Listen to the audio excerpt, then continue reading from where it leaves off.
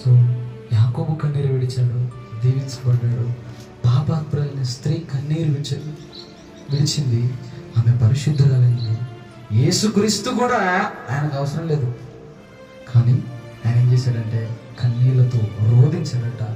ఆ రోదన ఏం చేసిందంటే పరలోకానికి అంగీకరించబడడానికి కారణం అంటే ఇప్పుడు పరలోకానికి మనం అంగీకరించబడాలను, నేను అంగీకరించబడాలంటే కారణం ఏమై ఉండాలంటే కన్నీళ్ళ ప్రార్థన అయి ఉండాలి. ఆమేన్, హల్లెలూయా, హల్లెలూయా. మనం పరలోకానికి అంగీకరించబడాలంటే మన కన్నీళ్ళే మన పరలోకానికి అంగీకరించబడడానికి కారణమై ఉండాలి. ఇంక వేరేదేవి కాకూడదు. మన కన్నీళ్ళు ప్రతి దినం మన దేవుని సన్నిధిలో విడిచే ప్రతి కన్నీళ్ళు ఆయన ఏం చేస్తారంటే పరలోకంలో మన తీర్పు ముందు నిలబడ్డప్పుడు పలాని ఆలస్యం ఎంత తెచ్చినావు, నీ బట్టలు చూడు ఎంత తెచ్చినావు, చూడు నీ బట్టలు 5 లీటర్లు తెచ్చినావు, పలాని శాంతం వచ్చింది తెడిచింది, పలాని లలితం ఎంత తెడిచింది, పలాని కుమారం ఎంత తెడిచింది. ఇక నేను అందరూ బయటకు నీకు చూపిస్తాను. నువ్వు విడిచే కన్నీళ్ళు అంటే లెక్క ఉండవు, నేను విడిచే కన్నీళ్ళు నాకు లెక్క ఉంటాయి.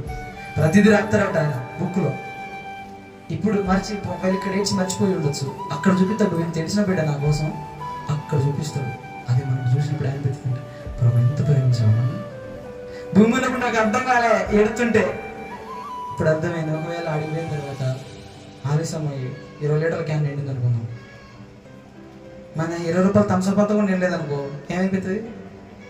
20 లీటర్ల క్యాన్ 20 లీటర్ల క్యాన్ నీదే. ఎంత ఏడిసినాం ఆలస్యమా? ఒకవేళ జానం నీదేంద్ర ఎంత ఉంది? 20 రూపాయలు థమ్సప్ అంతా కూడా లేదా నీది? ఎంత బాధ అనిపిస్తుంది. అన్నాడు మన కన్నీళ్ళు అందరి ముందుకు అలా తీసుకొచ్చినప్పుడు మన కన్నీళ్ళు కనబడుతున్నప్పుడు మనకు చాలా సంతోషం అనిపిస్తుంది. ఇప్పుడు పరలోకం వెళ్ళాలంటే మనకి ఏంటి మార్గం? కన్నీళ్ళే. కన్నీళ్ళు వస్తే ఆయన ఆగిపోతాడా?